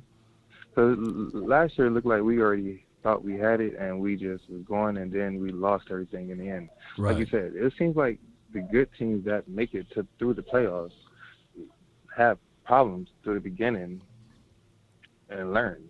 It looks like we learning this year. And I just think if we just get Dak back in the Lions game, we might just do good. But, I was just thinking, Cooper Rush should be doing this. He's been on our team, 6 years now? 5 or 6 years. I don't know the exact, but he's been here. Exactly. This is what he should be doing, right? Mm-hmm. Just like how Garoppolo was with the Patriots. Yeah. But Dak is going to be Dak. He's been our guy. Mm-hmm. We just stick to the run. It looks like we stick to the run. We get the run, then we get people stepping up. Then Cooper Rush knows the offense. He should be big. And I don't know if CD is really number one. I really don't know. Well. Here's the thing. For this system, this is CD Lamb's 3rd year. You're right. And You're right. And no wide receivers in Cowboys history did what he did in his first 2 years. So let's go with it. And I hate that the media put it on us that we automatically have to think that he's like that. And he's still young. Right. And I just thought about that, Law. I just thought about that, Law. Yeah, you already know where I was going to go with it. I appreciate it. Right, yeah, you're right. Because you're right. I get it. Everybody want him to be Randy Moss, right? Or see the things that Justin Jefferson was doing his first 2 years, right? So I get it. And he is good. I'm not even going to lie. He's great. He is good. He did that catch he did was spectacular. Yep. But I just want to say, I think the score is going to be 21-17. Mm-hmm. And I think Parsons, he looks like he might not have to be one of those players that get all the sacks, but he is getting all the attention, so where everybody else can go get him. Right. And I like that. And I think we never had that before. No doubt, man. I think we might do good. No doubt, man. I appreciate you, man. What's your name, fam? Ty, man. Appreciate you, man. Thank you so much for calling in. All right. Salute. All right. Good call from him. All right, I'm going to get to the super chats. I appreciate you. Spock. He says, let me go see if I can go all the way back to the super chat. He said, read my precious super chat is your mantra. Appreciate you, Spock. So it was another one up here. I appreciate you, man. He says, damn it, Law. I want 12 personnel with the 2 rookie tight ends. I would even take some 13 personnel if you need to have Dalton in there. But the 2 rookies are stonk, strong, is that strong? Yeah. What's 3 plus 3 plus 3 first down, Yeah, I feel you, man. I feel you on that, Spock. They are strong. They are witty. They find soft areas in the zone. They look to me like the stage is not too big for them. But I don't know what goes down in the meeting rooms or how you got to critique the playbook in order to put those boys in there. But I can tell you the youth with Jake Ferguson and Peyton Hendershot goes a long way, and I really appreciate you for your super chat. Let's go. I got 2 more callers in here. I got 843. You're live. Talk to me. Yo, what's up, Law? Nothing to it, Chief. Nothing to it. Hey, speaking on what you were talking about earlier with Dak and Cooper, right? You can't leave Cooper in. You got to bring Dak back in when he's healthy. I mean, that's all there is to that. Yeah. I get it. A lot of people compare the Romo situation to Dak when Dak was winning, and I think Romo was at the time 33, 34, maybe 35. I don't know. I get what they're saying, that you don't want that situation to happen again, but Dak is still in his 20s. And I think Cooper Rush and Dak got a lot of football ahead of them. And whatever need to be done, I think the coaching staff will make the right decisions. Now, I mean, anything you do with Cooper is use him for trade bait later in the. Shoot. Right now, you be like, hey, Broncos, man, come on, man, we gotta play with you. Exactly. let me get Patrick Surtain right now, and I'll give you Cooper straight up. Right now, we'll say the season. And baby, don't you know, I will walk from here to Denver right now and say, hey, man, we give you Cooper Rush. Now give us Pat Surtain. You can't sleep on a quarterback. Right. Yeah, that's all I had. Hey, man, I appreciate you, man. Thank you so much for calling that. You don't want to score a prediction? I say 28-10, man. We ain't gonna give up more than 10 points. There we go. Appreciate you, fam. Yeah. They're gonna sack Stafford 6 times. Yes, indeed, man. Yes, indeed. That's a good call from him. I mean, let me see if anybody disagree with my trade. Y'all. Oh my gosh, man. Nobody disagreeing with me. Okay, Patrick Surtain for Cooper Rush. Let's go, baby. Oh my gosh, man. I got my guy. I don't know what happened to you, Chris 214, but I got Illmatic over here, man. You live from the 706. Hey, Bob, what's going on, brother? Nothing to it. Hey, man. I want to talk real quick about the forgotten player, Calvin Joseph. And it's funny because you brought up Patrick Surtain, so you brought it right to the cornerbacks. Right. I think that everybody's jumping the gun talking about, cut Calvin Joseph, he's garbage, this, that, and other. We got to remember, that young man has not played much football, and he has raw talent. 15 games in college. Yeah, played 15 games in college, Exactly. Yeah. And he's been showing up big on special teams. I mean, he's a hitter. Yep. He's not afraid to stick that helmet in. I mean, he's had a few little boneheaded penalties here and there, but as he's learning football, which he's doing, week by week, he's going to get better and better. And I think that Dallas actually has really done a good job picking up cornerbacks. I mean, look at DeMond Bland. He came in ready to play. He did. So, I I think that as Calvin Jones, gets more game experience, you're going to see a much better, much more improved player, and we're going to be glad we kept him at the end of the day. You see a lot of rawness in him. He got speed for sure. You can't hide that.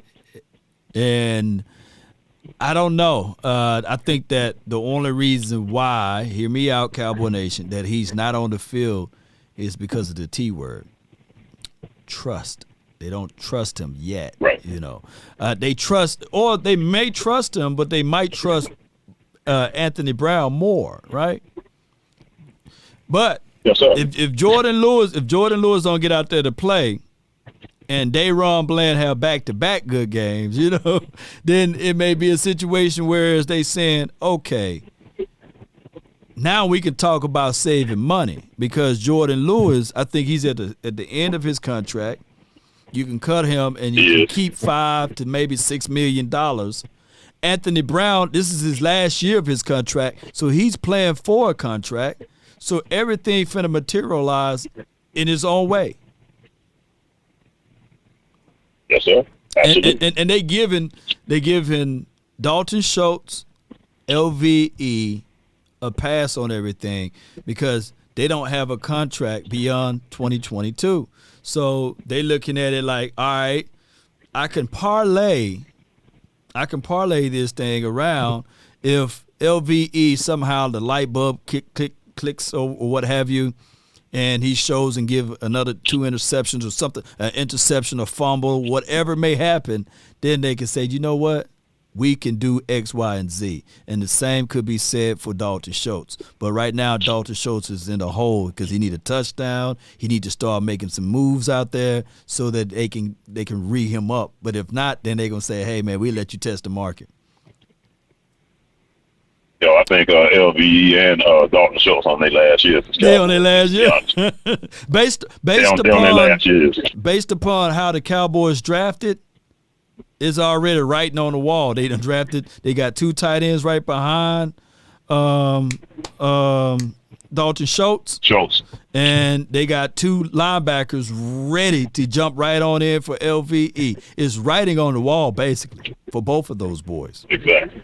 I appreciate you calling in, man. But go ahead. Okay. I know. I was just gonna say, and the linebacker said they got waiting to come in. It's not even Anthony Barr.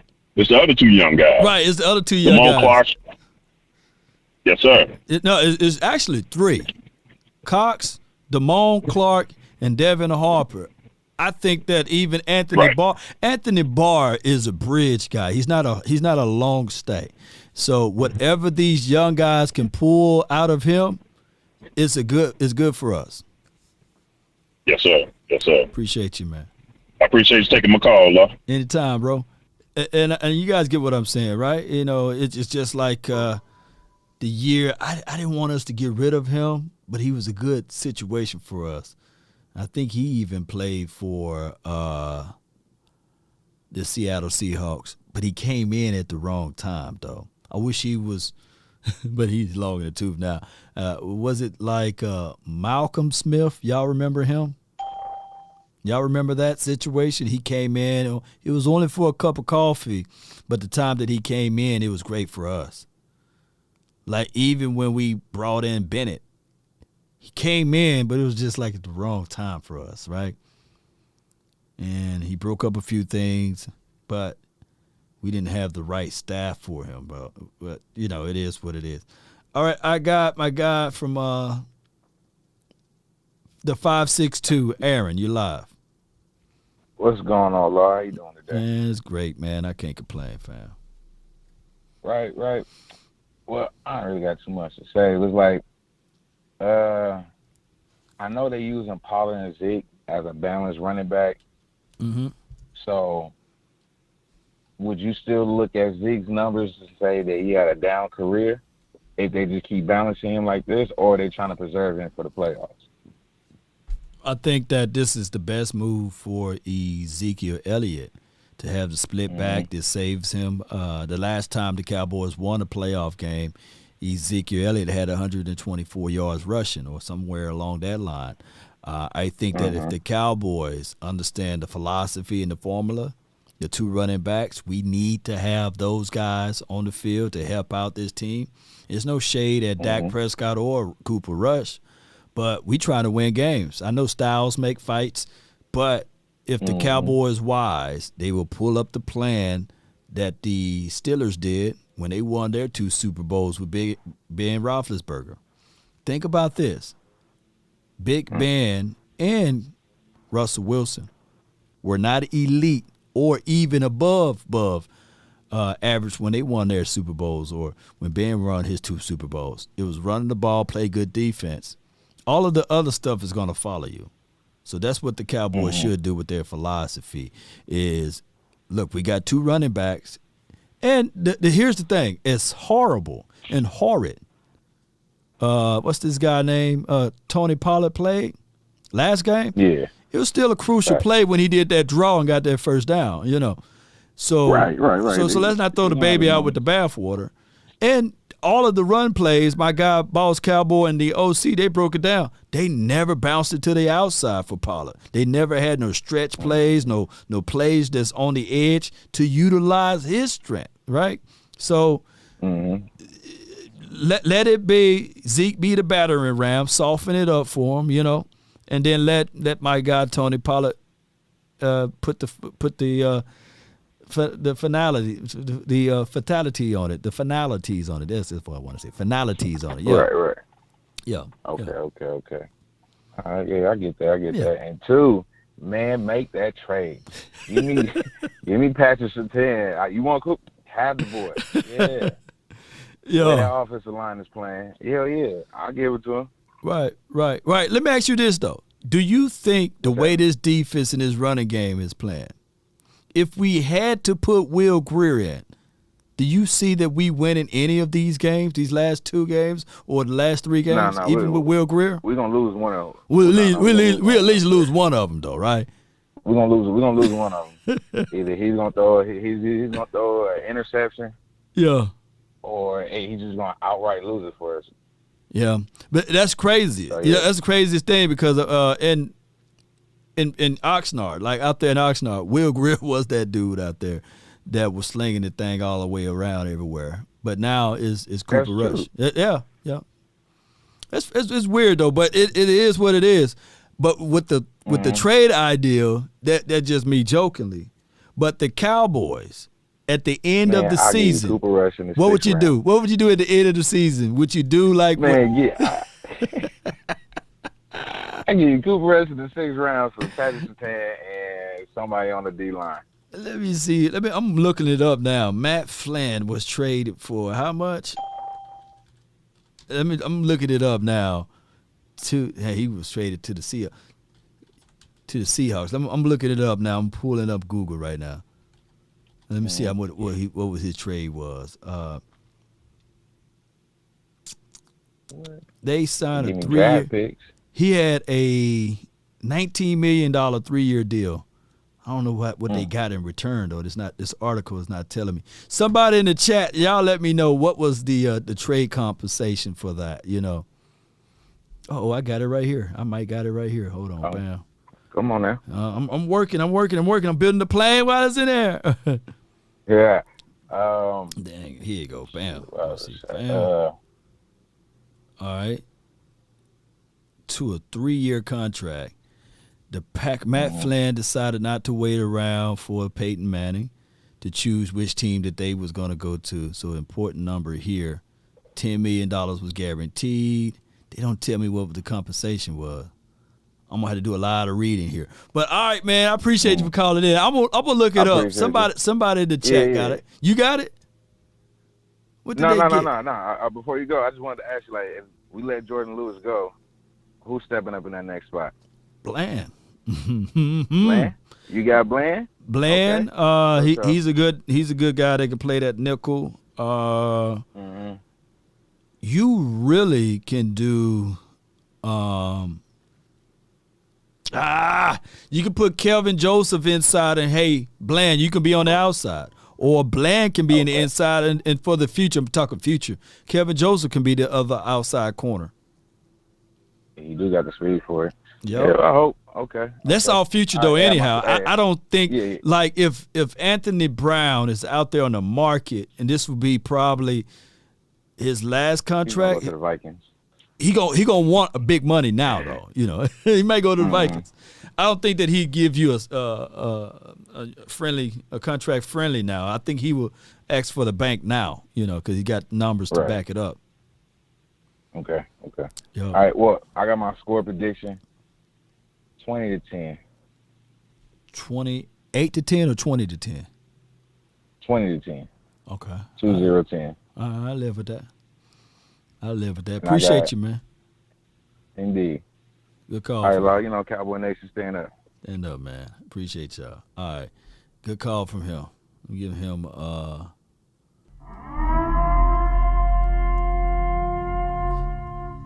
Big Sar said it was a 3rd round draft pick.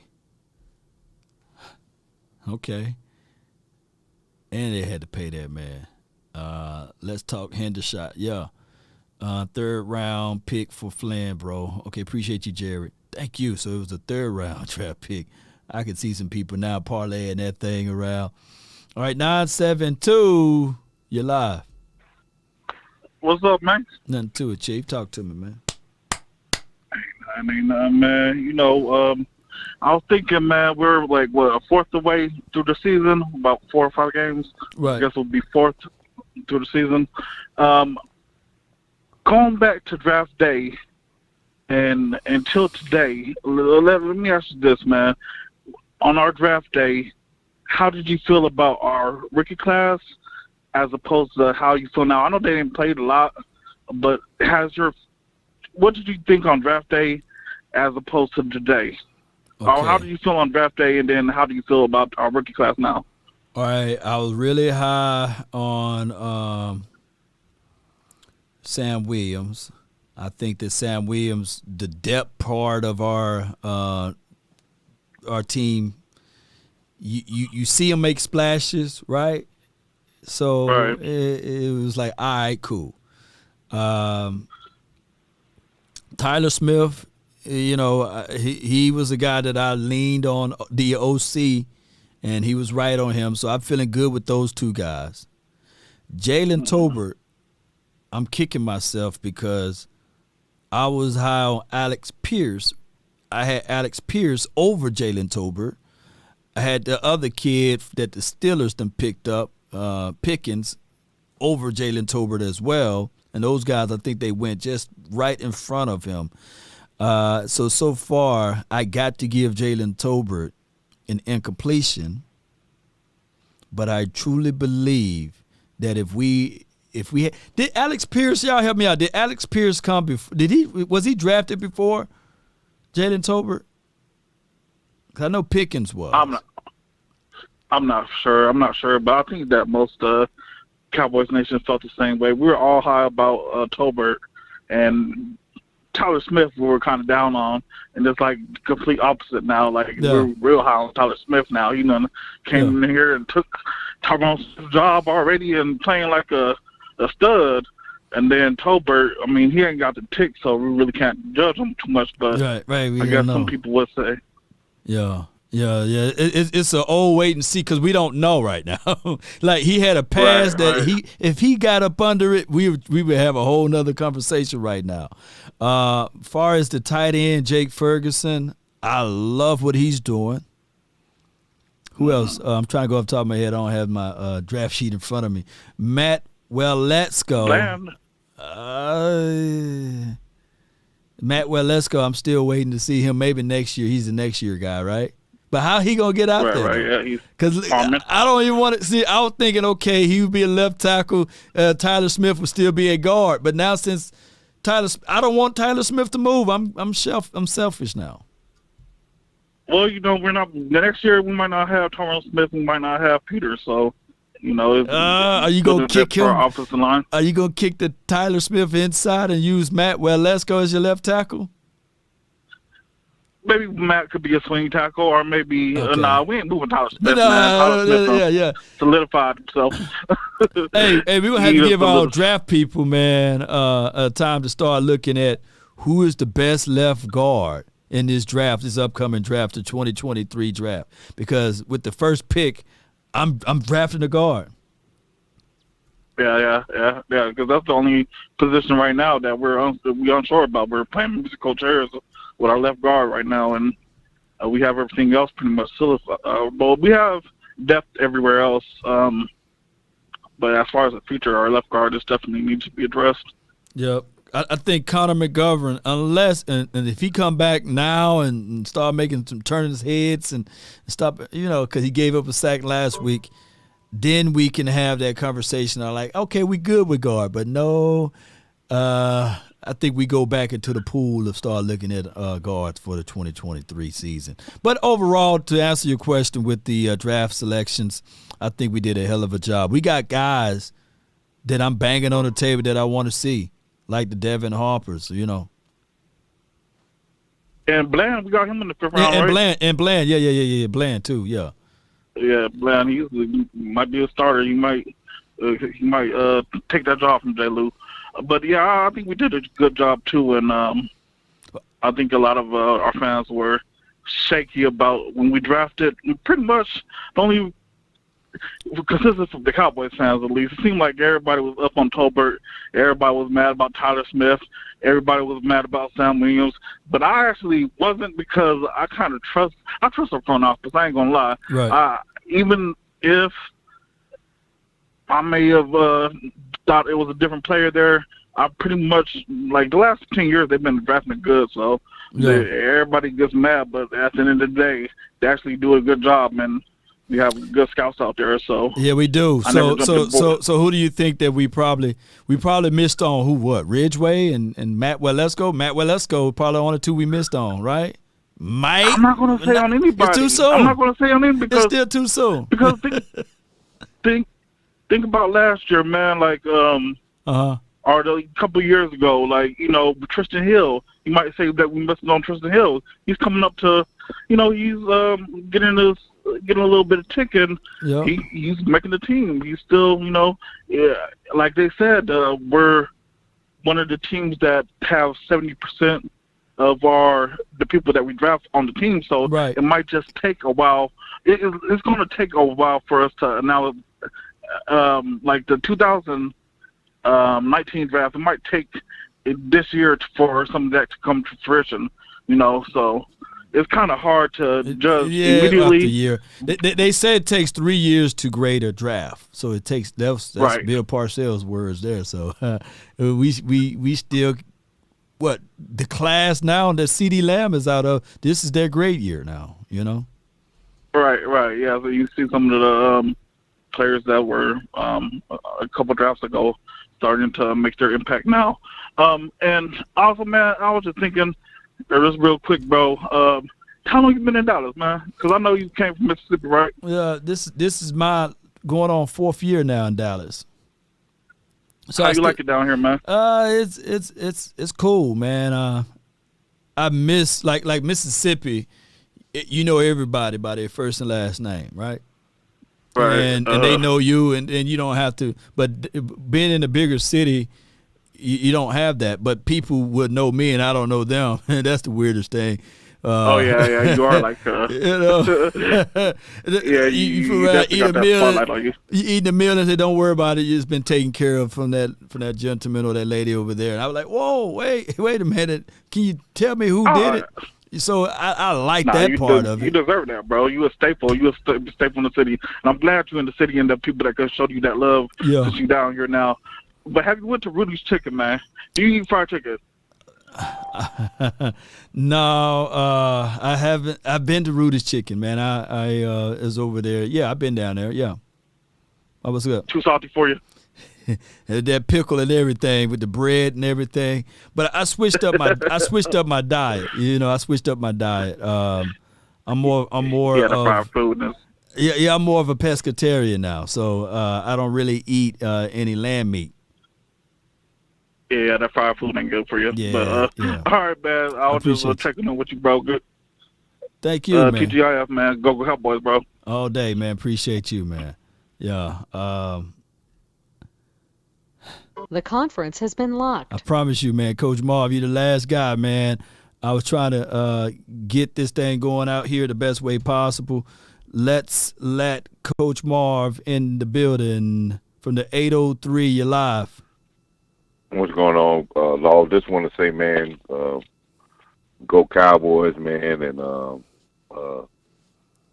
I just think this is going to be a very important game on Sunday, man. I'm looking forward to it. I'm really excited about it. Yeah. I wish we stopped, one thing I wish we stopped, as soon as a guy gets knocked out the star lineup or somebody that play, we start talking about who he's going to replace, when we're going to replace him. He's going to be here. Free agency. We talk about free agency way more than what we need to talk about. We need to wait till the season ends and let all that unfold. It's not you need to start the rumors of talking. We just hope the guys play well and get to where their feet is landed at right now in this year. Right. But just wanted to say, man, great job this week, man, of putting all things together. And this is a very exciting game that's coming up this weekend because even though the Rams are struggling, it's still a test because it's going to be a big game because I like that they're struggling because they're going to really be on edge. It's going to be a big televised game. And hopefully we can come out well and let the team win the game and not depend on one person to win the game. So I was listening, and one I want to say, Laws, I listened to somebody with friends of mine. They were telling me about how washed up Ezekiel Elliott is. Yeah. And the craziest thing about it, when we hear people out there talk about Ezekiel Elliott, and when they talk about how washed up he is, just like this fellow was telling me, he couldn't tell me what he seen that made him say that Ezekiel Elliott was washed up. Right. He's just going off of what he goes off. He says the same thing that what they said. Well, the people say he done slowed down. Yeah. That's all they can say. Oh, he done slowed down. Yeah. There's no true evidence of film study that can go over and over again to say, or someone could point out that his play has been done. Now his opportunities have declined. Right. But there's nothing they can go out there and say that you can say without the same opportunities, he couldn't do the same thing because he's still averaging about the same amount of yards per carry. He just done got reduced carries. Right. He's still a 4 yard a year carrier. Yep. So, I just think we just need to utilize Tony Pollard and these guys and stop trying to put dirt on them. I think these guys are coming together. I like what McCarthy says. We're not no underdogs, but now you gotta translate that toughness to smart play on the sideline. Mm-hmm. And if you can do that as a coach, and you can have that type of mentality, then that can go a long way. But you cannot go there and make bonehead decisions on that sideline to cost your team or put your team in a situation where they'll be vulnerable. So we're just looking forward to this one, Law. This is a big one.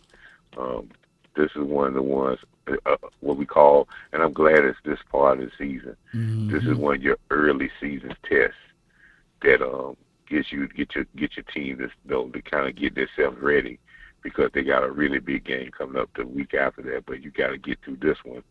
First team get to that one. Yep.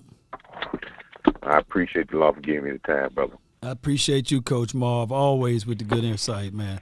Y'all put your hands together for Coach Marv. And just to piggyback what he said. Goodbye. Appreciate everybody for tuning in. Just to piggyback what he said about Ezekiel Elliott. If he played for any other team, it'll be a whole other conversation. Historically speaking, so for those who attempted to challenge me about the post, Cowboys Ezekiel Elliott is putting up Hall of Fame numbers in his first 6 seasons. Take a look at Edgerrin James' first 6 season numbers and let me know if Edgerrin James is in the Hall of Fame or do he have a gold jacket. And this is pretty much what I put down there. if you look at it, Cowboy Nation and everyone that's listening, both have 7,000 yards. Both have north of 50 touchdowns. Ezekiel Elliott averaged 4.5 yards per attempt. Edgerrin averaged 4.2 yards. Receptions. Ezekiel Elliott with 288 receptions for 2,244 yards with 12 touchdowns.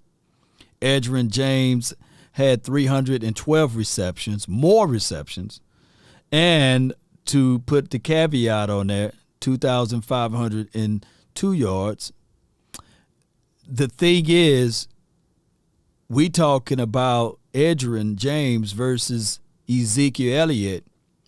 Edge actually had, I believe, 7 more games at this time frame than Ezekiel Elliott. So let me know. Let me know if Edge is in the Hall of Fame. And what I'm saying is, I'm not saying that Zeke is Edge, by the way. But what I'm saying is, if he had the right system, if he was in the right system, Zeke numbers could be better, even better than what we see right now. Now, granted, I get it. A lot of people look at this and they will say, well, Law, we got Tony Pollard, blah, blah, blah. I love Tony Pollard. I love Zeke. I love both of those guys for what they bring to the table. But to propel Zeke's career, we need Tony Pollard. We need a guy that can put favorable situations in for Ezekiel Elliott. And unfortunately, in the last 3 years, going into the 4th year, we had an offensive coordinator who was learning the job, building the plane while it's in the air. And that, my friend, is the reality of it. But one thing I can tell you, you can't argue against facts, right? This is facts, not fiction or opinions. Yep, so good show, Cowboy Nation. Great observation, Coach Marv. Appreciate everybody. Zeke's still the same back. Only difference is in his game is that he's not hurdling defenders anymore. Yep, he ain't gonna hop over nobody. But you just gotta utilize the man the right way. And I like when I hit people with facts, If I offended anyone, charge it to my head, not my heart. For the people out there, I promise you guys that I mean well, and I don't mean to talk bad or down on anyone, right? There are a few people that go and report to beat reporters and say, hey, man, this dude is either taking your content or taking your original thoughts or what have you. If I even do that, charge it to my head, not my heart. All I want is the Cowboys to win. So if I use anybody Twitter phrase or content or post and I didn't credit them, charge it to my head, not my heart. Right?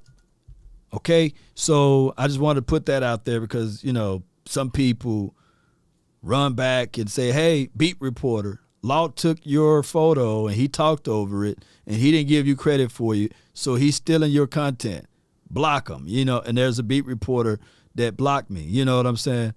Because he felt that the person that was telling him that I was stealing his content, but that's not the case nor the scenario.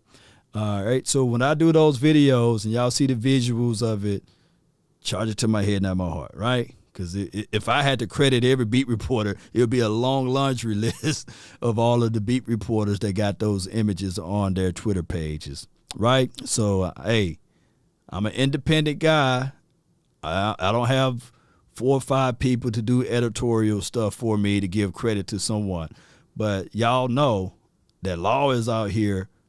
If I show a picture and if I didn't take the picture, credit to the photographer, reach out to me independently and I'll put your name down there if you feel such a way. That's just a meeting part of it, though. But I appreciate all of the local people, all of the local writers, beat reporters, Cowboys.com, 105.3 The Fan. Anybody, look, trust me, if you have any issues with me citing your website or flipping over to your content, just let me know. Let's not sully anybody's name. I'm out here for the people, and trust me, I think the nation will appreciate it, right? I think y'all appreciate it, Y'all know I ain't out there physically taking the pictures, but I get it, people who went to I didn't go to journalist school or whatever you call it, business administration. Yeah. My major wasn't journalism, but if someone feel like I took their information, their posts, just reach out to me, baby.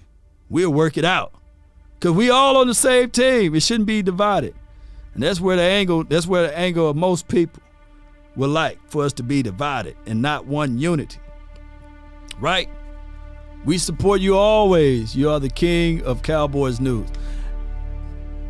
Right? I appreciate you, fam. The blueprint, right? I feel y'all, man. I feel y'all. I really appreciate you. I see my fingerprints everywhere in social media content. I see 4 ladders, 3 ladders. I see people taking the style. Imitation is the greatest form of flattery. It's just one of those things. I look at it like this. We all want the Cowboys to win. Right? It's not a D-measuring contest. If it was, I'd probably be in first place. That's just what it is. King Kong ain't got nothing on me. Let's get it out right now. But neither here nor there. Let's help each other out. Let's work with each other. Let's not break down each other. Cowboy Nation, by us being the America's team. We have more journalists than any other team out there. We have more people reporting the same news. And I'm going to tell you, this is the truth. You can have an original thought about a certain player, person, or an ideal, and as soon as you hit the record button, somebody else is already talking about it. Why? Why? Because we're the America's team.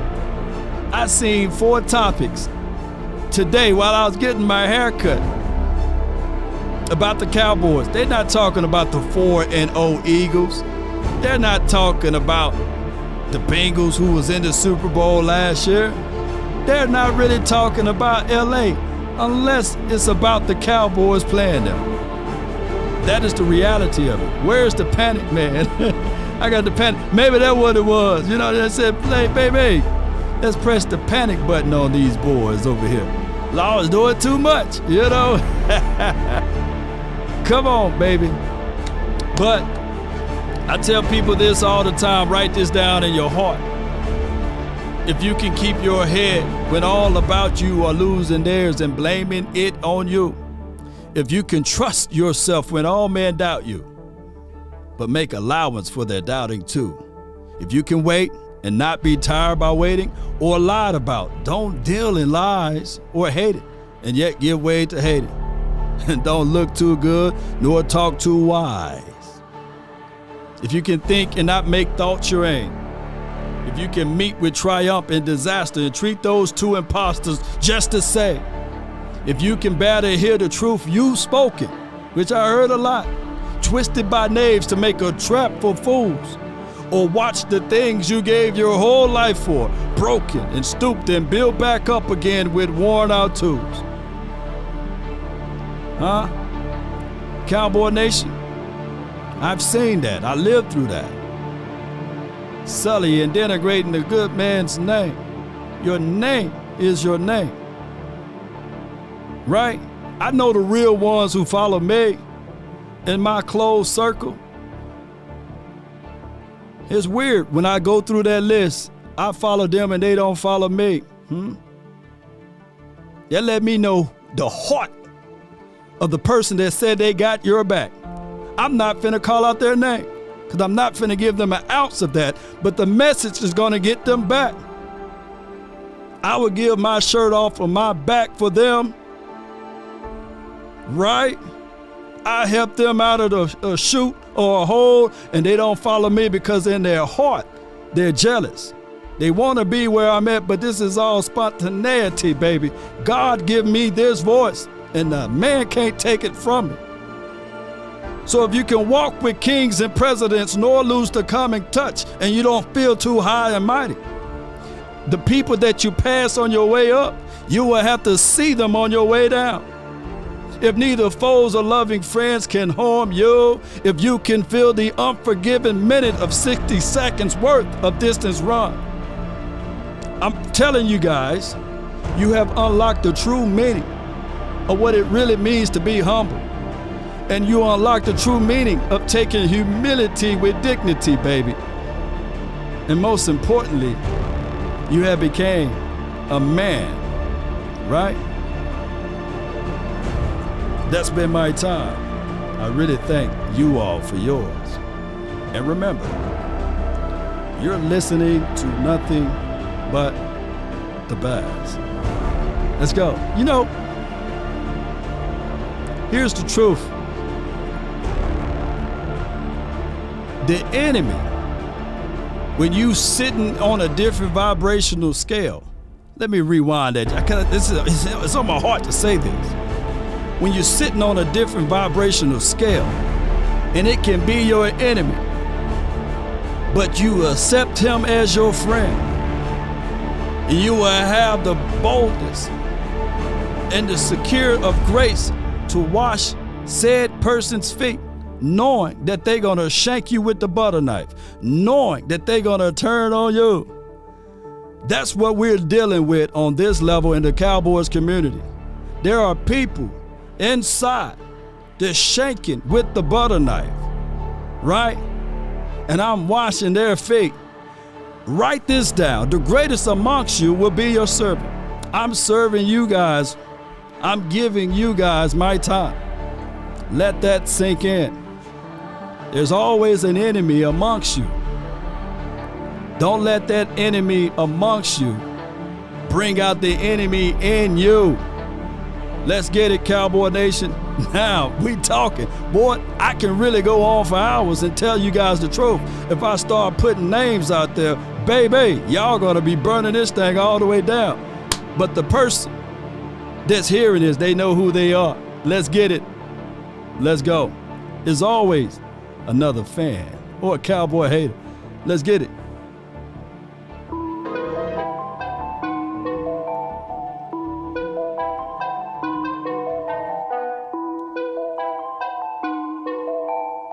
Let's go.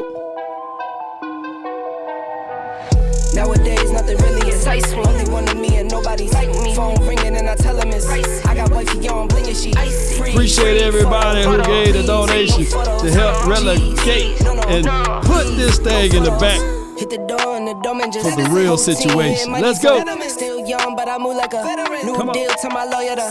If you're down in my management, I'm just warming up a way till I old producers saw the numbers one. Different colors in my baggy life. Roll these credits again. Talk of the town where you're talking up. Wanna get you a ring. Remember, not everybody that follow you follows you. I used to be quiet and snakes all in the ground, baby. You just gotta keep the grass cut low. Count up your blessings and run it up. Come on. Nowadays, nothing really excites me. Only one of me and nobody's like me. Let's get it. Shout out to you, Gina. I got wifey on bling and she freeze. Come on. Please, no photos. Hey. Jeez. No. Put some fire in the chat. I keep giving game away. Law. I put game on layaway. Come on. I got paid to play today. I did. I get paid to stay away. I get paid on rainy days. Hey. I might make it rain today. I got paid off pain today. Let's go get this dub, baby. In my own lane, finger roll. I would never sell my only soul. Law. Heard your whole team was for sale. Not Heard ours, this on the baby. market for the low. Who the realest, we might never know. All this acting, you gon' play a role. Give you the Oh, world those when it's October time you babies. up. Shout Dry out to you, and then Gina. line you up. Ooh. Let's get Now it. you're looking hungry. Shout out to you, Greg Berry. Now you're all on live acting surprised, but you was fooled. Boy, get out the way, it's been a Come day. on. Now you're old news. Now you got the independent. Just bring the dub home. Yes, you're right, Justin. Let's go. Only one of me and nobody's like me. Phone ringing and I tell him it's I got wifey on bling and she freeze. Photo. Please. No photos. G's. Big E in the house. Stand up. No photos. Nowadays nothing really excites me. Yeah, you still hear you are a real one. And I tell him it's I got wifey on bling and she freeze. Get ready to slow it down, baby. No photos. G's. No. Please. No photos. Come on. I gotta get my shades on now, boy.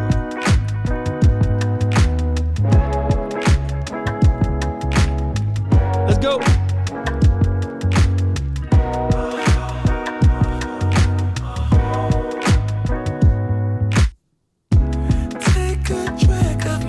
Where my lights at, baby?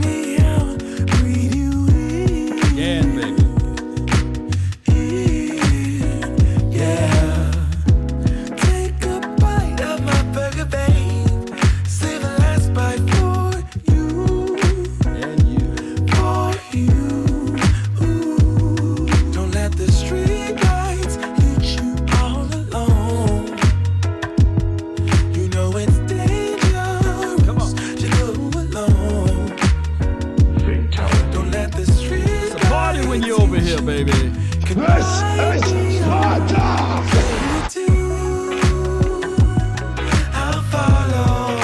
Shout out to you, Tony. Big Sarge, Lady Jessica Flo, TC 915 Money. Let's go.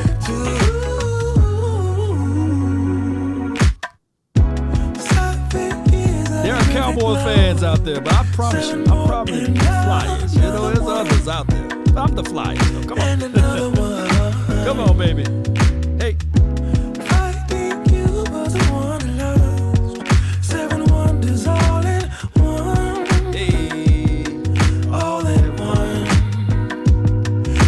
The street lights hit you all alone. Y'all the flyers out there, baby. You know it's dangerous. Danger, baby. To go alone. Come on. Don't let the street lights get it, Zeke. Could I be on? Play it too. I'll follow. Wherever you go, whatever you do.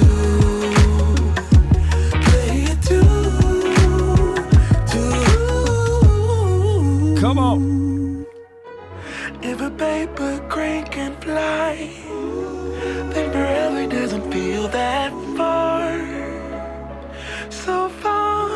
It's Mr. Nasty So Cat. far.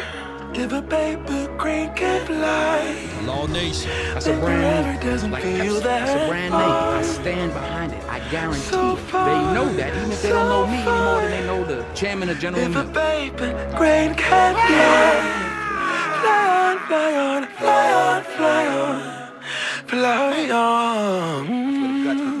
Like this motherfucker don't miss. No, he's fucking good. That motherfucker don't miss, man. He's good. In the heat of battle, he don't miss. Yeah. No. In the heat of controversy, he don't miss. Come on with it. One love, baby. Let's slow it down all the way. Come on. Ed Cooper, Rush. We trust. Shout out to you, Fred. You have to. Thank you. Be your biggest Let's fan. go. DC for life. When things are really tough and they're really 2 rough. picks for AB. Come on, let's get it. But Until next time. inside of you that says, I love you. I just have to follow that. Nothing you can do Because you about don't it. know who you're gonna Salute. be, who you're gonna be, who you're gonna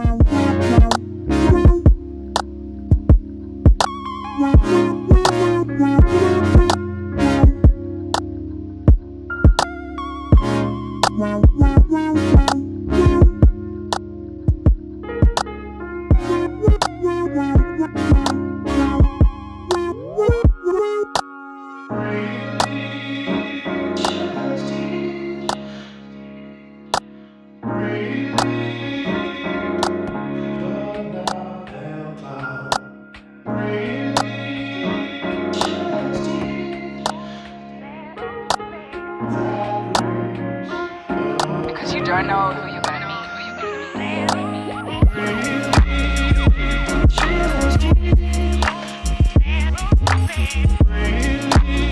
be.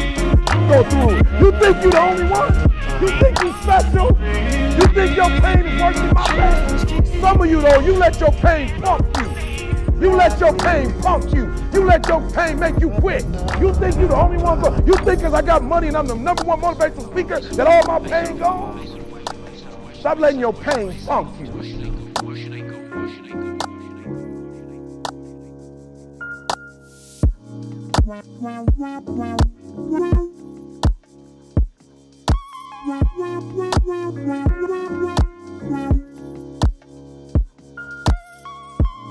Wow.